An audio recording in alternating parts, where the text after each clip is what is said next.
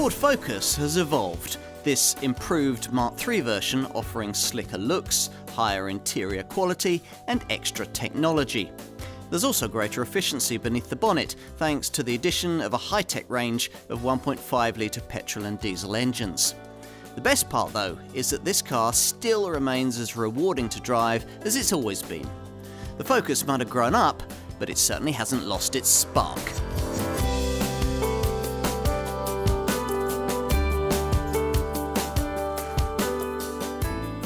The problem with success is that it creates an expectation. Whether it's an author looking to repeat the storming sales of a best-selling debut novel, or a rock group recording that tricky second album, prolonging success is just as hard as winning it in the first place. Just ask Ford. This improved third-generation Focus model could serve as a case study in clinging on to hard-won gains. To understand its significance, we'll need to press the rewind button for a moment and shuttle back to 1997.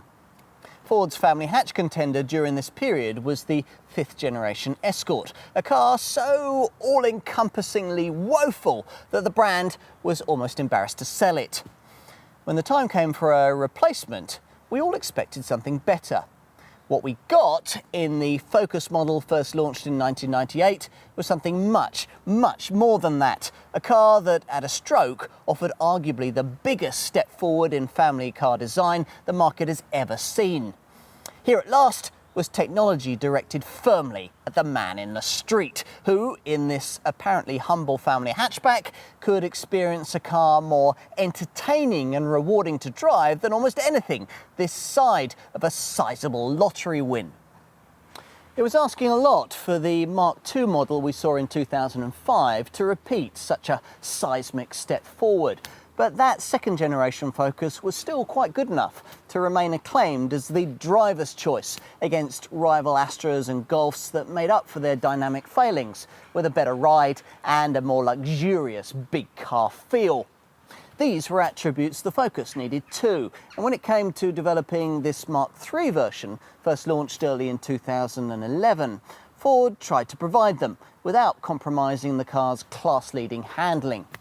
Here was a design with plenty to live up to, the brand's first truly global model, offered for sale in over 120 countries, and aiming to offer family hatchback buyers the last word in comfort, convenience, eco-friendliness and high-tech compatibility with the modern world. Lofty ideals that looked credibly realised back in 2011. By 2014, though, the market landscape in the closely fought family hatchback sector looked somewhat different. The intervening years having seen the launch of impressive new competitors like new generation versions of Peugeot's 308, Seat's Leon, and most significantly, the Volkswagen Golf. In comparison, the Focus was starting to age a little.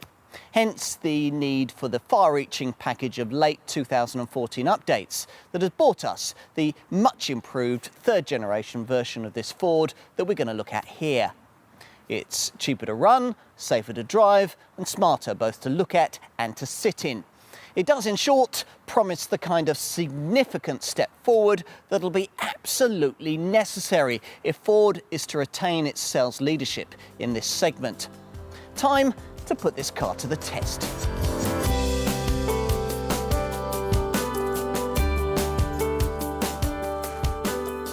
So, what's it like? More responsive than any other family hatchback you'll have driven, is the answer. As with Ford's larger Mondeo, this is one of those cars you get into and drive that feels just right, even in the first 100 yards. The driving position, the feedback through the wheel from the surprisingly responsive retuned electric power steering, and in particular, the way the car responds as you throw it into a corner. All these things continue to represent a benchmark in the family hatchback segment. You can also revel in it all with a bit more peace of mind than you'd normally expect from this class of car. Other rivals wait until you're in trouble before their stability control systems cut in. On this updated Focus, a clever enhanced transitional stability setup has been added that'll take action before that point, calculating when a skid is likely and using the ESP system to take corrective measures before you've even realised that they're necessary. There's every reason then to feel that you can really enjoy yourself at the wheel of this car. And if you take up Ford's invitation here, then nothing else in this segment will feel quite the same. Get out of one of these, then go and drive a rival Astra or a Golf. I guarantee it'll feel dull by comparison. But then that's always been true.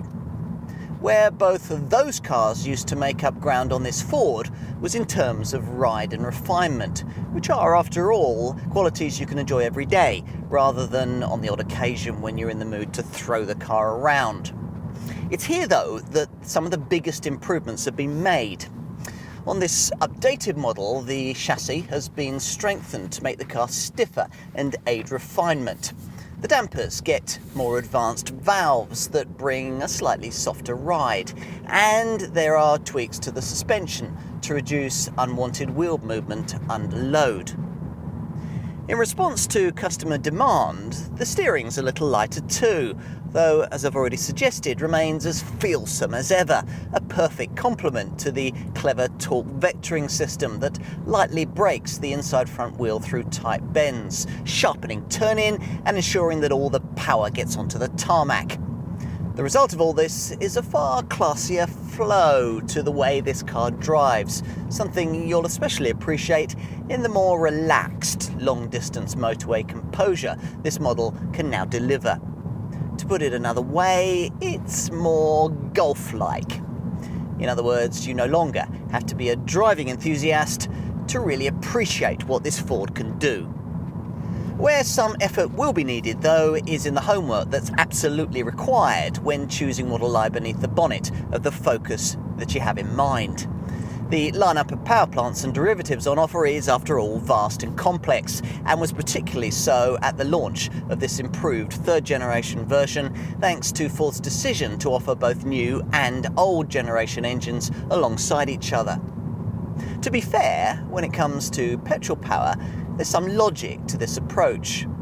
The old 1.6-litre TI VCT unit the brand has used for many years may be relatively uneconomic, but in 85 PS form it does allow the range to offer a cheap lead-in model, if a rather slow one, with 62 miles an hour from rest, nearly 15 seconds away, en route to just 106 miles an hour.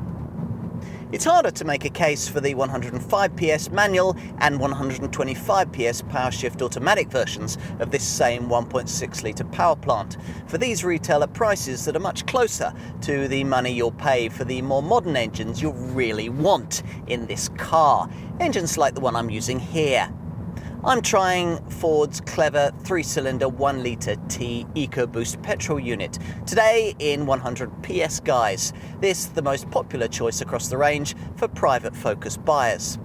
You can see why, this combination offering the promise of sprightly performance and diesel economy. It's a combination that's made this tiny little motor quite a hit across so many of the smaller cars in Ford's model lineup.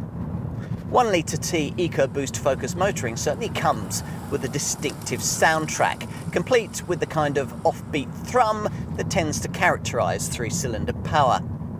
If the engineers had added a balancer shaft, as Peugeot did with their rival 3-cylinder 308 eTHP 110 model for example, then refinement would have been improved. Still, a dual-mass flywheel helps to quell the worst cabin vibrations, and anyway, the sound isn't unpleasant. In fact, it makes the car feel sportier than it actually is. In reality, 62 miles an hour from rest occupies 12.5 seconds en route to 115 miles an hour, and that's only if you're quick with this slick 6-speed manual gearbox. Still, you can improve these figures to 11.0 seconds and 120 miles an hour if you go for the pokier 125 PS version of this unit. Either way, once you're on a proper give-and-take road, this car really shines. Get the engine singing, and it's hard to believe you're working with just 999cc beneath the bonnet. If you do want more from a petrol-powered Focus, then you'll almost certainly be looking at a sporty version, and that'll mean the kind of much stiffer suspension setup that not everyone will like. The 1.5-litre EcoBoost petrol engine Ford has introduced with this updated Mark III model Focus can be found in the mainstream range in top-spec trim with 182 PS. But its primary role is providing a revvy 150 PS output in the underrated Zetec S Junior hot hatch model. Here you've a car capable of averaging over 50 miles to the gallon, yet delivering 62 miles an hour from rest in 8.9 seconds on the way to 130 miles an hour. Quite a combination of virtues. Beyond that lie the really serious shopping rocket derivatives, primarily the Focus ST, which now offers a choice of 2-litre power plants. The 250 PS EcoBoost petrol unit is carried over from the previous version, propelling this variant to 62 miles an hour in 6.5 seconds on the way to 154 miles an hour. Quite good enough to give a Golf GTI more than a run for its money. You'll need to talk to your Ford dealer about the ultimate Focus RS model if you want to go faster. Alternatively, ST Folk now also have the option of the brand's much improved 2-litre TDCi diesel power plant, offered in ST guise in 185 PS form and delivering a lusty 400 Nm of torque, around 15% more than the petrol alternative. On the subject of diesel, I'll mention that the same 2-litre TDCi unit can be found in 150 PS form in the mainstream Focus lineup, where it'll take you to 62 miles an hour in 8.8 seconds en route to 130 miles an hour. Most, though, who seek to fuel this car from the black pump will be happy with something a little humbler than that. And here again, at the launch of this improved Mark III model, there was a choice between old and new technology. The old 95 and 115 PS 1.6-litre TDCi engines sold alongside cleaner, more frugal 95 and 120 PS 1.5-litre TDCi units. Make sure you choose the newer tech 1.5-litre diesel option is my advice. There is, after all, no really significant price premium for doing so. The lower powered versions get to 62 miles an hour in about 12 seconds en route to 112 miles an hour, while if you go for a pokier 1.5 or 1.6-litre TDCi variant, you'll improve the sprint time to around 10.5 seconds and top out at 120 miles an hour. That only leaves, by far the rarest, but arguably the most interesting model in the Focus lineup, the intriguing all-electric version. It's significantly more expensive than direct market rivals like Volkswagen's e-Golf and Nissan's Leaf, but it's also significantly more powerful, a combination of a 107 kilowatt electric motor and a 23 kWh lithium-ion battery, together delivering a useful 142 PS and 250 Nm of torque. That pulling power's needed for the hefty 1700 kilogram curb weight makes this variant over 400 kilograms heavier than a conventional diesel Focus, which inevitably blunts the performance a little, most notably limiting the top speed to just 84 miles an hour. The acceleration's satisfactorily rapid though, 62 miles an hour from rest occupying a quite acceptable 11 seconds. In truth, the Focus Electric is really only aimed at fleet folk. People who'll need to be happy with its restricted 100-mile driving range and prepared to invest in the optional 240-volt charging station Ford offers to charge the thing. Still, it'd be a good car to have if you were primarily urban-based. It's automatic for a start, auto transmission something that Ford is trying to offer more widely across the more recent additions to the Focus range, with optional wheel-mounted paddle shifters for would-be Alonsos.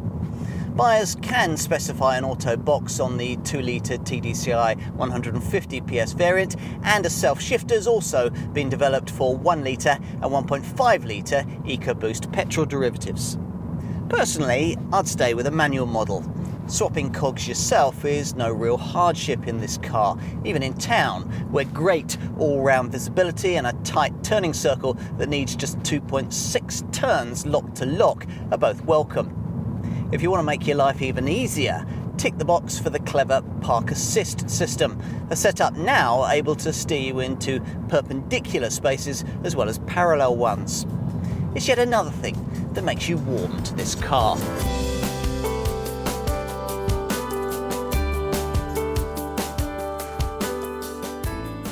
It's only when you put this improved focus next to the original third generation version that you realise just how much more expensive this model looks. Ford's objective was to take this car closer to its arch-rival Volkswagen's Golf in terms of visual sophistication and make switching into a Focus a little easier for those afflicted with any degree of badge snobbery.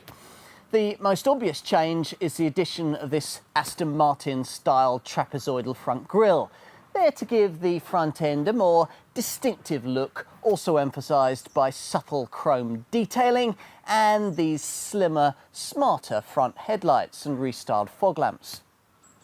It's all part of a design approach that aims to build upon the lower, wider stance delivered by this more dynamically sculpted bonnet. Moving around to the sides, loyal Focus folk will also take in the sleeker flanks and redesigned alloy wheels. But then such detail changes are of course relatively easy to make. What Ford's designers really wanted to do with this updated model was to correct its predecessor's biggest issue, a general lack of boot space. Since this car had to retain the same dimensions and basic silhouette of its predecessor, they couldn't do that. Instead, the brand has had to content itself with a mere styling nip and tuck at the rear that's given us a revised tailgate arrangement and these thinner tail lamps. As a result, Ford dealerships will continue to direct potential Focus buyers prioritising boot space to the estate version, the only other body style alternative the range offers to this conventional 5-door hatch. Lift the wide opening tailgate on this hatch model and up to the level of the cargo shelf there's 316 litres on offer, and you only get that if, rather unwisely, you choose to do without this optional spare wheel. With that fitted, the capacity falls to just 277 litres, which is getting into Fiesta-style Super Mini territory. In the all-electric model, that figure falls to just 237 litres. Overall, with this car, the bottom line is that a Golf would give you 20% more room, and something comparable like a Peugeot 308 would give you nearly twice as much space. Will that be an issue for potential Focus customers? Well, it didn't seem to be with the original version of this car. Plus, of course, you can push the 60-40 split folding rear bench forward, though you do have to flip the seat bases up first, which is a bit fiddly. Once that process is completed, you get a completely flat load area, and as much as 1,262 litres can be freed up, provided you don't need that spare wheel, or 1,176 litres if you do. Should more room than that be required, there is, as I said, always the sleek estate version to consider. Though this rides on the same wheelbase, its extra 200mm of rear overhang allows cargo capacity without a full-size spare to rise to a very decent 476 litres. Rear seat space is closer to the class standard. Wide opening doors help to access it and can be fitted with these neat edge protectors that pop out to prevent car park dings. Inside, fears that the curved rear roofline will severely compromise headroom turn out to be groundless, though the wedgy side profile does hem you in with a slightly higher window line. You sit highishly positioned for a good view of the road ahead, and both head and legroom are adequate even for a couple of 6-footers. As usual with cars in this class, 3 adults will be rather squashed here, but a trio of kids should find the space provided quite sufficient. Time to move up front. With the original first-generation version of this car, Ford made great play about having created a design that could be comfortably driven by anyone between 4'9" and 6'9", and ever since, the Focus has remained a great choice for any size or shape of potential owner. True to form, this version feels right from the moment you take a seat, thanks to near-perfect driver positioning that sees you ideally placed to view the way ahead from a lowish road-focused stance. As before, you're sat in front of a 3-spoke, leather-trimmed, multifunction steering wheel through which you view a pair of deeply recessed, blue-lit instrument dials that look good and are easy on the eyes at night.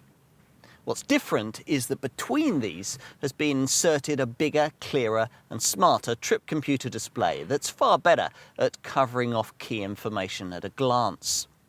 A more significant change, though, with this updated model lies in Ford's efforts to combat the dreaded scourge of button clutter. In the original Mark III version of this car, you could have steering wheel controls dealing with no fewer than 23 functions, enough to give even the most determined technophobe handbook fatigue. This time round, though there are still quite a few switches spread around the dash, they're larger, classier and easier to get to grips with. The addition of extra infotainment screen technology has certainly played its part in helping the designers simplify the control layout, with plusher trim levels getting this smart 8-inch colour touchscreen, the portal for controlling Sync 2, the latest version of Ford's award-winning Sync infotainment system. Through Sync 2, you can control audio, navigation, phone functions and various downloadable apps via voice or touchscreen buttons. I'd master the voice functionality if I were you, as the buttons can be rather fiddly and slow to use. Once you're au fait with this, you can issue simple one-shot commands like play song to play a track from a CD, or even I'm hungry to bring up a list of local restaurants on the split-screen satellite navigation system. Sync 2 is optional on lower trim levels, and it's well worth specifying, as without it you're provided only with a much smaller 4.2-inch display, operable only with more conventional button-orientated functionality. Whatever your choice of Focus variant, you'll find trim quality much improved, in a move Ford has had to make to keep up with the segment-leadingly classy Golf. There's still more that Ford could do here, but the addition of soft-touch plastics, black satin trim, chrome detailing and higher quality climate control switches do wonders for the cabin ambience. This is a practical place to be too. The redesigned centre console offers more space, as well as a sliding integrated armrest. Plus, there's a drink holding area that can take a 1.5 litre bottle and a 0.4 litre cup or bottle simultaneously.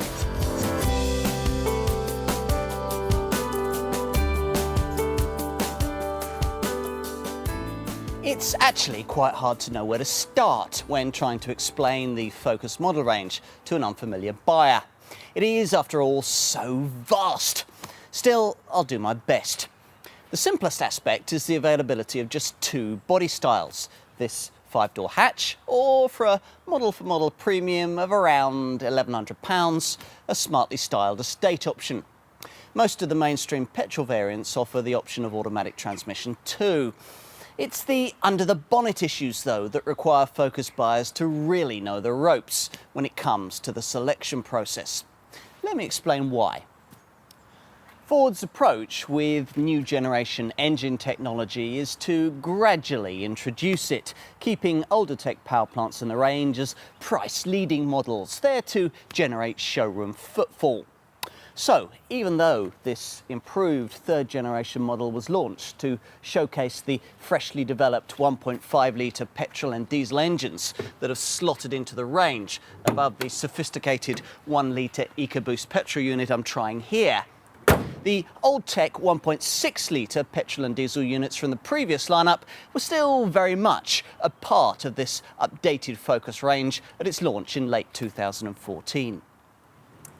That approach allows customers to get themselves into this car at list pricing, which can begin from as low as around £14,000, provided they can be satisfied with a hatch body style and the feeblest 85 PS version of the old 1.6 Ti VCT petrol engine.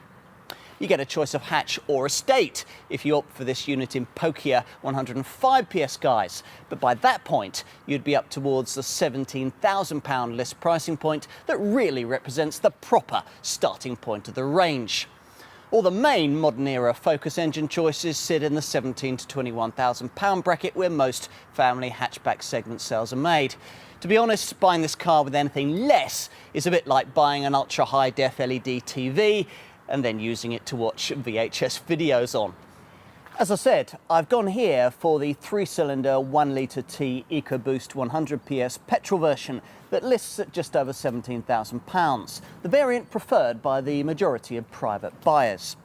A few of these people might be tempted to find the £1,500 premium necessary to get this unit in pokier 125 PS guise, but that's as far as most petrol-orientated mainstream Focus buyers will want to go. Which means that the impressive, freshly developed 1.5 litre EcoBoost petrol power plant will go largely ignored. It pops up in potent 182 PS guise in top spec trim, but its main role is in providing a revvy 150 PS output in the underrated Zetec S Junior hot hatch model. That's the car you'd buy if you couldn't quite stretch into the £22,000 to £27,000 bracket required for Ford's proper Focus hot hatch, the ST, which this time round offers something old and something new. The familiar bit is covered by the same 250 PS 2 litre EcoBoost petrol engine this variant had before. A fresh option though for ST buyers, and one that comes with no price premium, is Ford's much improved 2 litre TDCi diesel power plant, offered for ST folk in 185 PS form. Which brings me on to the diesel side of the Focus engine lineup. Here again, there was a choice between old and new technology at the launch of this improved Mark III model. The old 95 and 115 PS 1.6 litre TDCi engines sold alongside the cleaner, newer 95 and 120 PS 1.5 litre TDCi units. In this case, though, the choice is easier to make, as the 1.5s are only fractionally more expensive than the 1.6s and are much cheaper to run. In other words, if you want a diesel Focus, make sure you know what you're getting. If diesel economy isn't quite enough for you, there is another option for these days. The Blue Oval brand does offer this car in all-electric form. The technology is very pricey though. Even after a government grant has chipped in £5,000, you'll still need nearly £30,000 to own a Focus electric model once you've allowed for the cost of the optional 240-volt charging station you'll need to charge the thing. On to the value proposition all of that represents. Let's start with this car's two chief family hatchback segment rivals. Traditionally, a Focus has costed a little more than a Vauxhall Astra and a little less than a Volkswagen Golf, and not too much has changed there. Most of Ford's engine technology is now a little ahead of Vauxhall's, so you might be inclined to accept a premium for that. As to whether you'd pay £1,000 to £2,000 more than Ford will ask you for this car to own a directly comparable Volkswagen Golf, well, this Focus has now closed the gap in quality to its German rival. If Focus residual values improve to reflect this, then justifying the extra spend required to own a Golf in this segment could get increasingly harder to do. But what about the two cheaper Volkswagen Group mainstream family hatchbacks that use Golf technology, Seat's Leon and Skoda's Octavia? Well, what about them? Once you pored over the price lists, you'll find that the savings that most like-for-like Leon and Octavia models offer over this Focus are slight, at which point this Ford's superior driving dynamics come into play. The same is true of potential rivals like Honda's Civic and the Mazda 3. The Focus certainly needs its handling trump card, for there are other rivals in this segment that do offer tempting list price savings. Some versions of Peugeot's very complete 308 will cost you less, with the same going for that car's stablemate, Citroen's C4. You could also save a little by choosing one of the Korean options, Kia's Ceed or Hyundai's i30, or by selecting a low-volume player in this segment, like Nissan's Pulsar or Toyota's Auris. In all these cases, though, you can't help continually coming back to the fact that a Focus is better to drive and usually cheaper to run. It'll offer you a wider range of model and engine options, and the technology it delivers remains a step ahead of many rivals. If, having considered all of this, you conclude that it is this Ford that you really want in this segment, then you're going to need to know just how generous the Blue Oval brand has been when it comes to the standard spec. Well, you be the judge. Providing you avoid the single price-leading Studio hatch variant and buy into the range at style level, where it fully starts with all the proper engine and body style options, you'll get most of the key features you'll probably want. More specifically, that includes the clever Ford Sync infotainment system with its Bluetooth and voice control functions. Through this, you can enjoy a decent quality stereo system with steering wheel controls, a DAB radio, plus aux and USB input, and a 4.2-inch colour screen. More familiar standard inclusions run to things like air conditioning, a trick computer, a Thatcham Category 1 alarm, power windows and mirrors, and a colour TFT instrument cluster display. There are also technology features that some brands charge extra for, things like hill start assist to stop you from drifting backwards on uphill junctions, tyre pressure monitoring, and the torque vectoring control system that gives you sharper corner turning. And the usual neat Ford-specific touches are in evidence, things like the easy fuel system that stops you pumping in the wrong kind of fuel, an eco mode driver information setup that gives you energy-saving tips, and the Ford My Key system that enables you to program various parameters into a spare ignition key, so that if you loan your car out, say to your son or daughter, you can restrict the speed at which they drive and even the stereo volume they choose. My Key can even disable the car altogether if driver and passengers are not using safety belts. It can also prevent the driver from deactivating safety technologies like stability control. Here I've opted for a Focus variant trimmed in mid-range Z-Tech guise, which is the level most customers choose. These variants are recognisable by their smart 16-inch alloy wheels, their front fog lights, and this chromed finish on the upper door line. Inside, Z-Tech niceties run to sports seats with lumbar adjustment and a useful quick clear heated windscreen. To this tally, your dealer will probably encourage you to add the extra cost Appearance Pack 1, which upgrades the wheels to meteor-looking 17-inch alloys and also adds privacy glass and LED daytime running lights. I'd also want the neat, if rather flimsy, door edge protectors that spring out to do exactly what they promise and prevent parking paint chips. Features fitted on plusher models or available from the options list include things like keyless start, cruise control, rear parking sensors, auto headlamps and wipers, a heated steering wheel and a rear view camera. Perhaps the most significant upgrade you could make, though, would be to opt for the more advanced version of the Sync infotainment system, Sync 2. Now, with this setup, you get a larger 8-inch colour control screen and a satellite navigation package that offers a split-screen display with detailed intersections, spoken street names, 3D highway junctions and landmark views, plus a useful Michelin guide system that'll find and direct you immediately to destinations like garages, restaurants and places of interest. It's the kind of thing you simply wouldn't expect to see on a car of this class, much like the optional adaptive front lighting system, which uses piercing bi-xenon HID headlamps with beams that adjust themselves through 7 settings to suit the road ahead. So you'd get a longer, straighter beam on motorways, but a more widely spread pool of light for urban driving. When cornering at lower speeds, the system will even project a beam towards the side of the road to make cyclists and pedestrians more visible. Urban driving can be further aided by an updated version of the active park assist system that debuted in the original version of this car, automatically steering you into parallel roadside spaces. Now, this setup's now been improved to also steer you out of such spaces. And the package now includes perpendicular parking functionality that can also steer you into spaces that lie at right angles to your approach. Reversing out from one of these will be helped by a cross-traffic alert feature that warns you of approaching traffic. On to safety. As you'd expect in this day and age, all models include ESP stability control, traction control and an ABS braking system with EBA emergency brake assist for panic stops.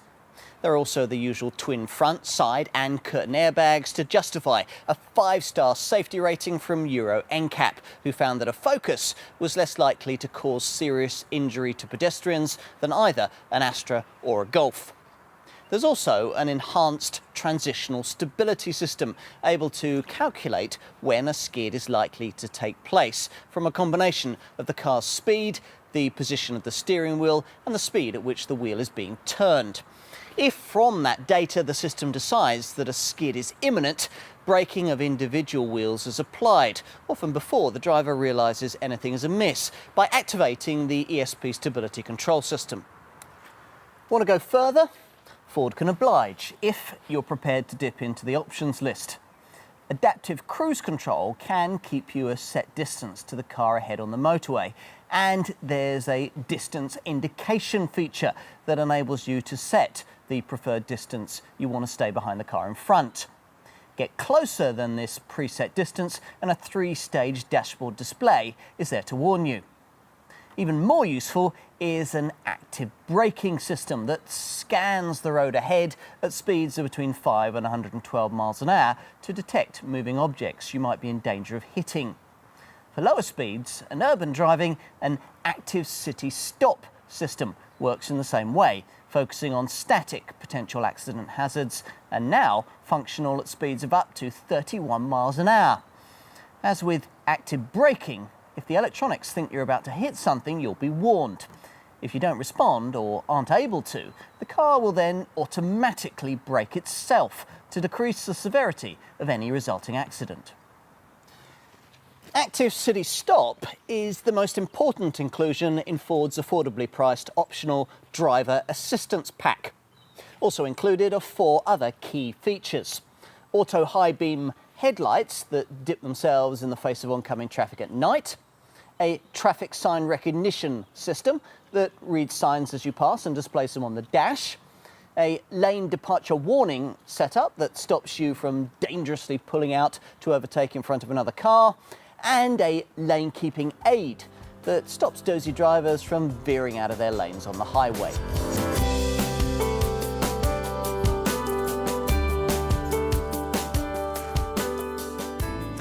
It's obviously crucial for Ford to get its cost of ownership sums right, hence the changes made to this updated third-generation Focus that see improvements of up to 15% in fuel efficiency and a significant reduction in CO2 emissions across the range.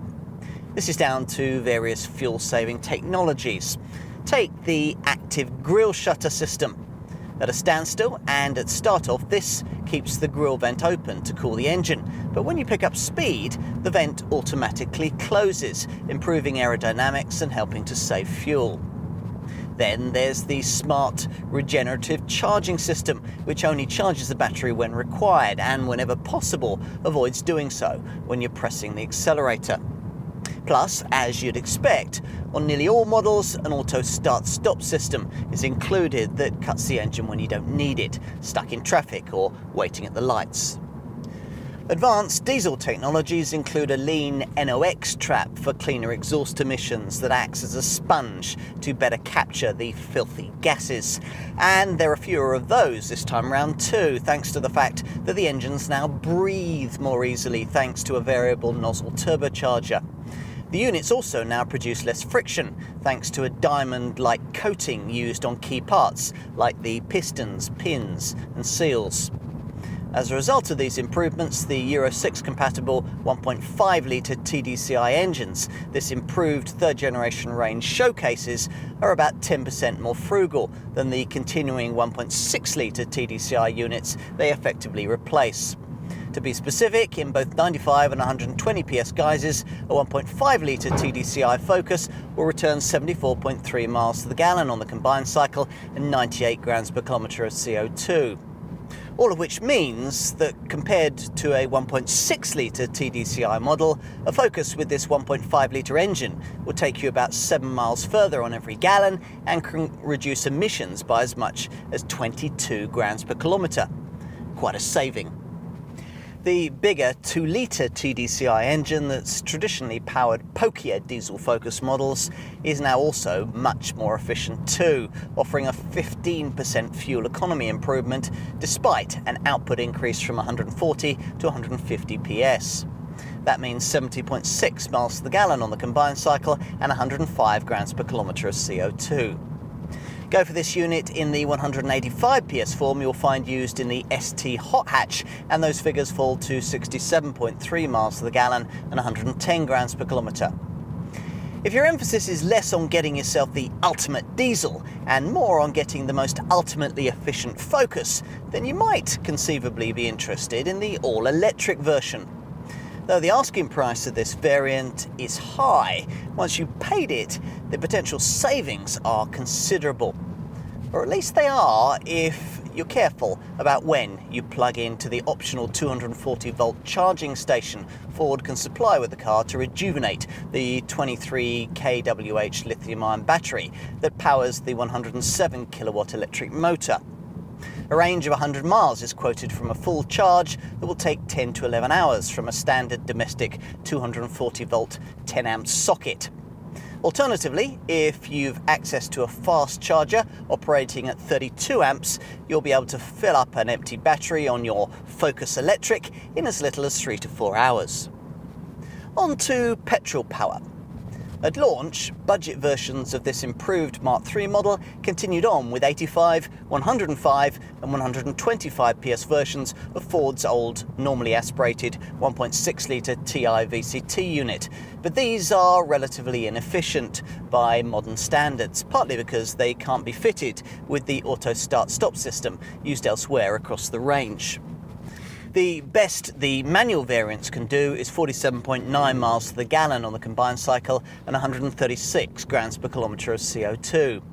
The best way of putting that mediocre showing into perspective is to give you some comparable figures from a more modern Focus engine.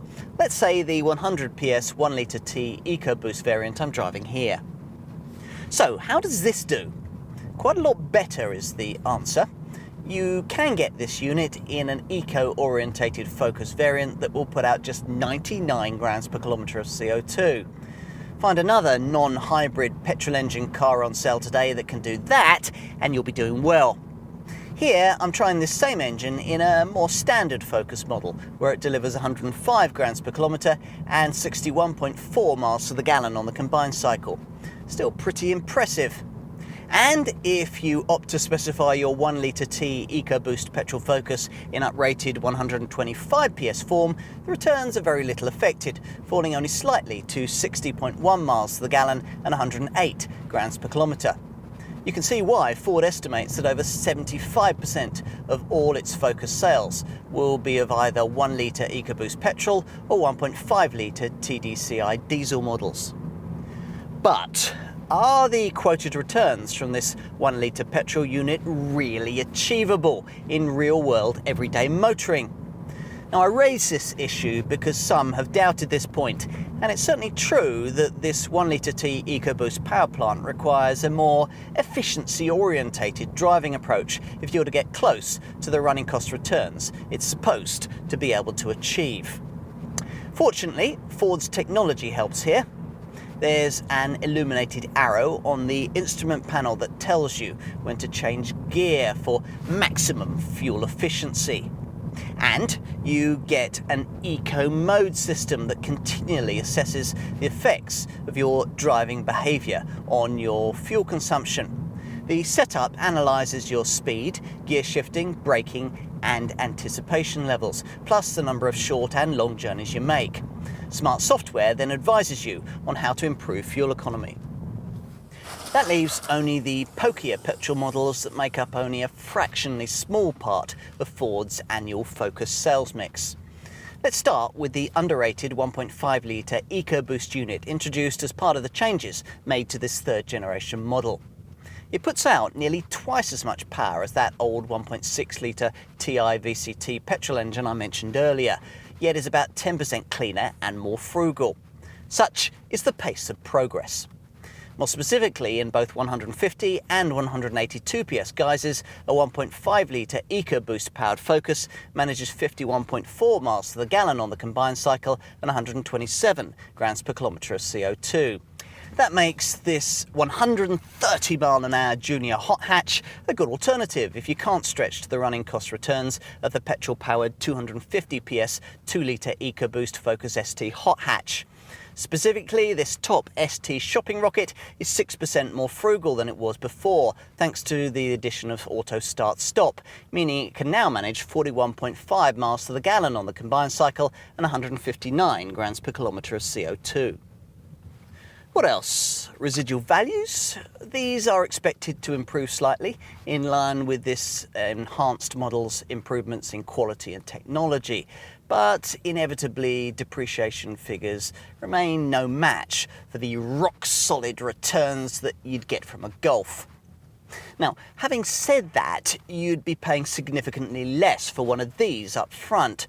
So if you're calculating whole life costs, this Ford can still look a very attractive high-volume model prospect. The key here is to be reasonable in your expectations. Diesel variants will hold on to their value best, but the lower servicing costs of the 1 litre petrol unit will remain attractive for lower mileage drivers. All Focus models come with an unremarkable 3-year 60,000 mile Ford warranty with Ford assistance at the roadside for the first year. If you plan on keeping your car for longer or are a high mileage driver, you can pay a small extra cost to extend that warranty to either 4 years and 80,000 miles or 5 years and 100,000 miles.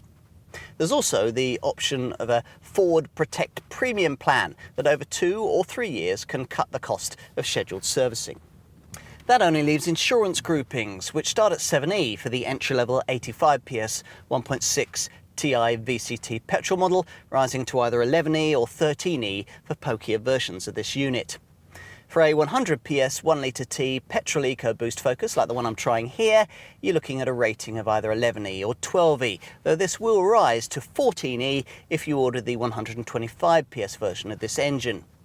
The few that want the 1.5 litre EcoBoost unit will be looking at a 19E grouping, with it in 150 PS tune, or 22E in the case of the 182 PS version. As for diesels, well, a 95 PS 1.5 or 1.6 litre TDCi Focus is rated at Group 11E. A 115 PS 1.6 litre TDCi Focus is Group 15E. And a 120 PS 1.5 litre TDCi Focus is rated at either Group 15E or 16E. Finally, in the mainstream lineup, a 150 PS 2 litre TDCi variant will be rated at Group 22E. If you're looking at the ST model, base your calculations around a grouping of 34E.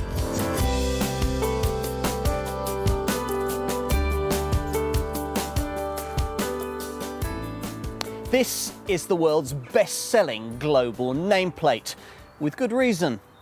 Has any car had more of an impact on modern-era motoring than the Ford Focus? With over 12 million global sales on the board, it's hard to argue the point. What I like most about it is that despite the drive towards better efficiency, improved safety, greater practicality and beefier build quality, it remains, underneath it all, the rewarding steer it's always been, an entertainer at heart.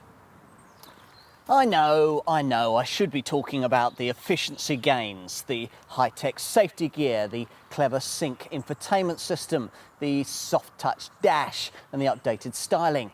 But let's cut to the chase. Other manufacturers can do that stuff. They can't, though, make their family hatchback contenders drive like a Focus. This car's still out ahead in that regard. Not by as much as it once was, but it's still right there as the default pick if you like your driving. But not everyone does.